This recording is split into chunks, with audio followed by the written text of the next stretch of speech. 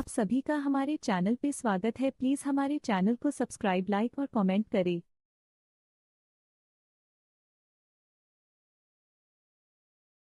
उत्तर भारत के एक छोटे से गांव रामपुरा में सूरज की पहली किरणें जैसे ही धान के खेतों पर पड़ी, पूरा गांव धीरे धीरे जाग उठा। खेतों में चिड़ियों की चहचहाहट गूंज रही थी। बैलों की घंटियों की टनटन सुनाई देने लगी थी। गांव के चबूतरे पर बूढ़े लोग बैठकर हुक्का गुड़गुड़ा रहे थे और बच्चे तालाब की तरफ नहाने भाग रहे थे। रामपुरा गांव का जीवन सीधा सादा था, लेकिन वहां के लोग अक्सर छोटी छोटी बातों पर बड़ी बहस कर लेते थे। कोई दूध में पानी मिलाने वाले दूधिये पर हंसता तो कोई पंडित जी की लंबी पूजा पाठ पर चुटकियां कसता। पर इस गांव की एक खासियत थी, यहाँ हर कोई खुद को दूसरों से ज्यादा अक्लमंद समझता था। चाहे किसान हो या बनिया, पंडित हो या लुहार, हर किसी को लगता था कि उसके पास दुनिया की सबसे तेज अकल है। इसी गांव में एक अजीबोगरीब घटना घटने वाली थी, जिसने सबको हिलाकर रख दिया। एक दिन दोपहर के समय गांव की कच्ची सड़क पर धूल उड़ाते हुए एक अजनबी आदमी रिक्शा चलाते हुए आया। उसके कपड़े शहर जैसे थे, नीली शर्ट, सफेद पैंट और सिर पर टोपी। पर सबसे अजीब बात यह थी कि उसकी गाड़ी में कोई सामान नहीं था, बल्कि उस पर बड़े बड़े अक्षरों में लिखा था, अकल बिकाऊ है, दाम लगाओ, अकल खरीदो। गांव वाले पहले तो चौंके, फिर धीरे धीरे उत्सुकता से उसके चारों ओर जमा होने लगे। रामसुख काका, जो गांव के सबसे ज्यादा सवाल पूछने वाले आदमी थे, आगे बढ़े और बोले, अरे भाई, ये तू क्या बेच रहा है? अकल भी कोई बेचने की चीज होती है। हाँ जी, शहर में तो लोग सब कुछ खरीदते बेचते हैं। अब अकल भी बिकती है। जिसके पास कमी है, मेरे पास से खरीद ले। जिसके पास ज्यादा है, वो चाहे तो बेच भी सकते हैं। अरे भैया, अगर अकल बेचनी बिकनी शुरू हो गई तो सबसे पहले हमारे लल्लन चाचा की अकल बेच दे। इनके पास जितनी बेकार अकल है, उससे पूरा गांव परेशान है। लल्लन चाचा, जो हमेशा अपने को सबसे बुद्धिमान समझते थे, तमतमाकर बोले, अबे भोला, तेरे जैसे गंवार को क्या समझ आएगा मेरी अक्ल का मोल। गांव वाले हंस पड़े। अजनबी ने मौका देखकर कहा, अरे भैया, झगड़ा मत करो। मेरा धंधा ही यही है, अकल का सौदा। आप चाहो तो अपनी अकल बेच सकते हो और चाहो तो दूसरों से अच्छी अकल खरीद सकते हो। गांव का बनिया गजाधर सबसे पहले आगे आया। वो हमेशा दूसरों को बेवकूफ बनाकर अपने फायदे का सौदा करता था। गजाधर बोला, भाई, मेरे पास तो पहले ही बहुत अकल है। तू बता, अगर मैं और अकल खरीद लूं तो क्या फायदा होगा? सोच लो बनिया जी, अगर आपके पास सबसे ज्यादा अकल हो जाएगी तो गांव का हर आदमी आपका गुलाम हो जाएगा। लोग आपसे सलाह लेने आएंगे, आप जो कहेंगे वही होगा। ठीक है भाई, मुझे 1 किलो अकल तौल दे। अरे बनिए, अकल भी कोई किलो भर में बिकती है क्या? यहां अकल वजन से नहीं, दाम से बिकती है। जितना दाम, उतनी अकल। ये लो सिक्का। मुझे सबसे तेज दिमाग वाला बना दो। अजनबी ने सिक्का जेब में रखा और उसकी हथेली पर एक छोटा सा कागज थमा दिया। उस पर लिखा था, कभी किसी का हिसाब तुरंत मत दो, टालते रहो, इसी में फायदा है। गजाधर ने कागज पढ़ा और बोला, वाह, क्या बढ़िया अक्ल है। अब मैं और अमीर हो जाऊंगा।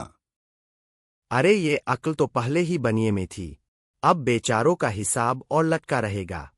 गांव के पंडित जी, जो हमेशा अपने ज्ञान का ढोल पीटते रहते थे, खड़े हुए और बोले, महाराज, मुझे भी कुछ दिव्य अकल चाहिए, जिससे मेरा आदर और बढ़े, लोग मेरी पूजा करने आए। ठीक है पंडित जी, पर आपकी अकल थोड़ी महंगी है। कोई बात नहीं, दाम जो भी हो, मुझे विशेष अकल दो।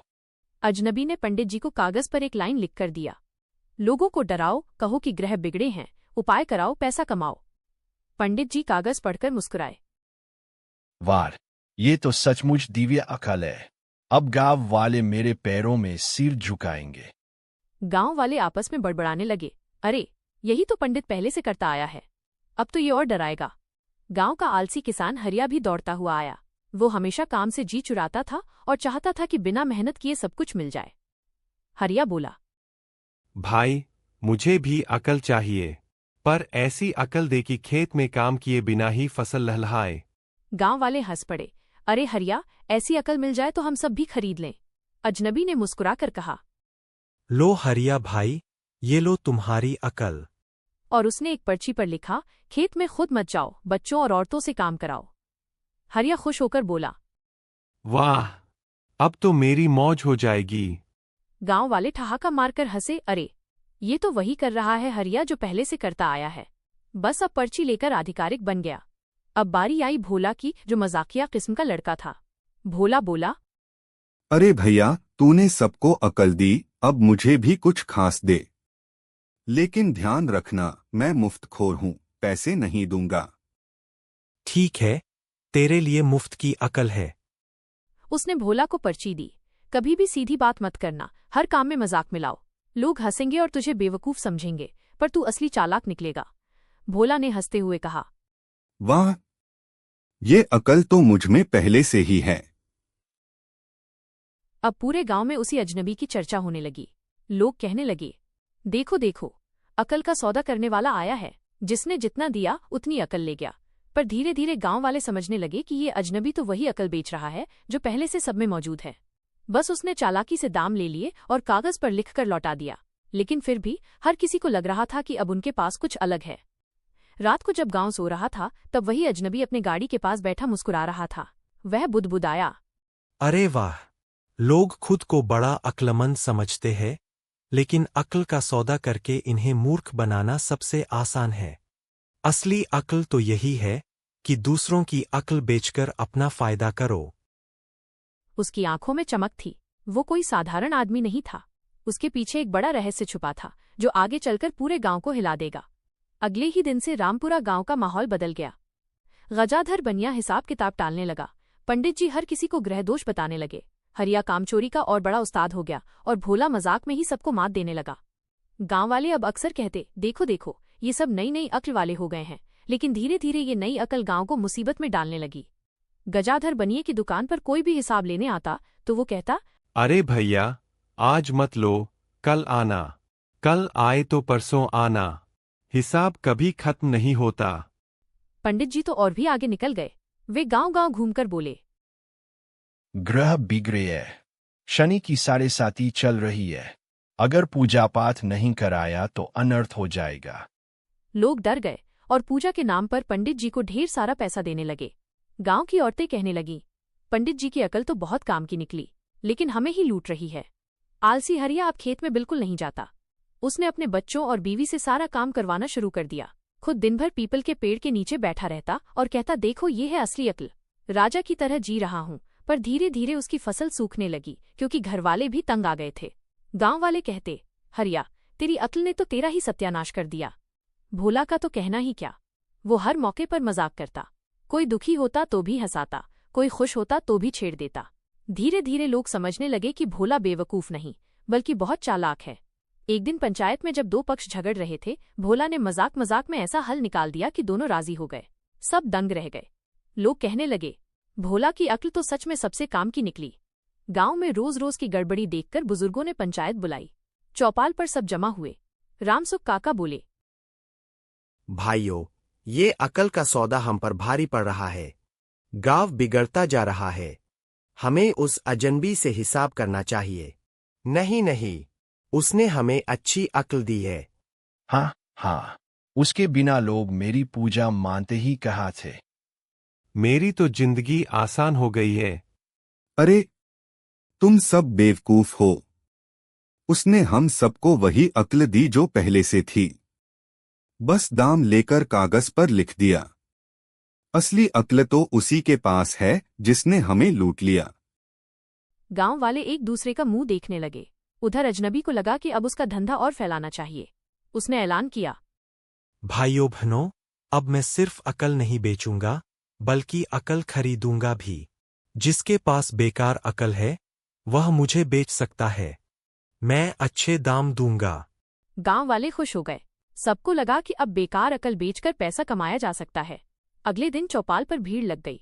लल्लन चाचा सबसे पहले आए और बोले, मेरे पास बेकार अकल है। हर काम में मैं दूसरों को समझाने लगता हूं और सब झल्ला जाते हैं। ले लो इसे। अजनबी ने सोने का एक छोटा सिक्का दिया और उनकी बेकार अकल खरीद ली। फिर और लोग आने लगे। किसी ने अपनी ज्यादा बोलने की अकल बेची, किसी ने जल्दी गुस्सा होने की अकल।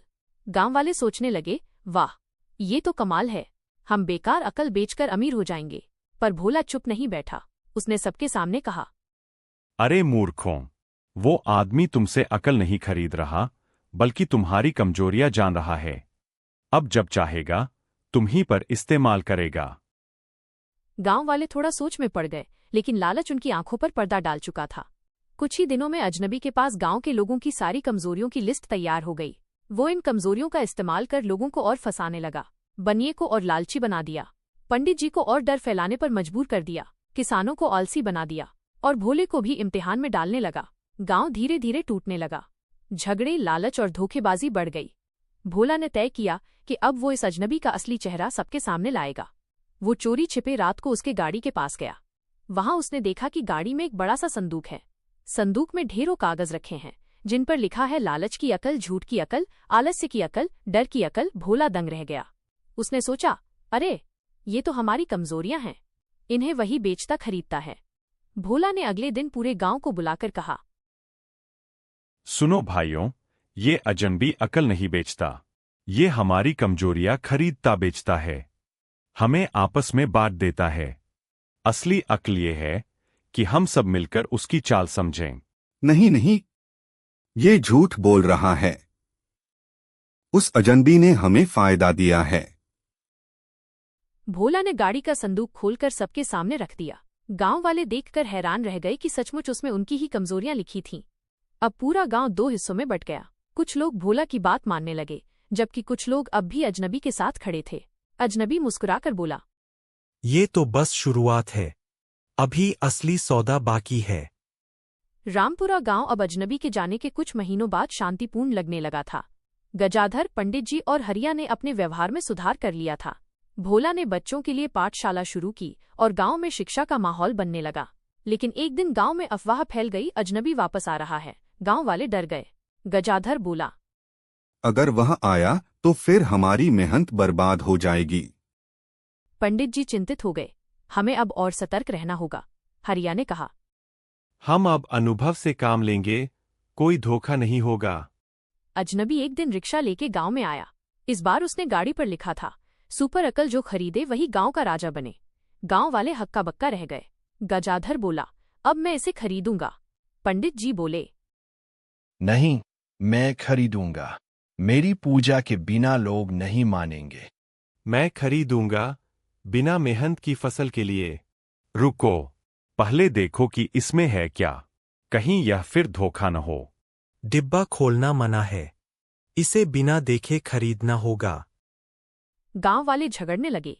गजाधर ने पैसे निकाल दिए। पंडित जी ने चढ़ावा जुटाया। हरिया ने अपनी जमीन गिरवी रखने की धमकी दी। तीनों एक दूसरे से भिड़ गए। भोला समझ गया, यही तो अजनबी चाहता था, हमें लड़वाना। रात को भोला और उसके दोस्त चुपके से डिब्बा खोलने का प्लान बनाते हैं। अर्धरात को भोला डिब्बा खोलता है।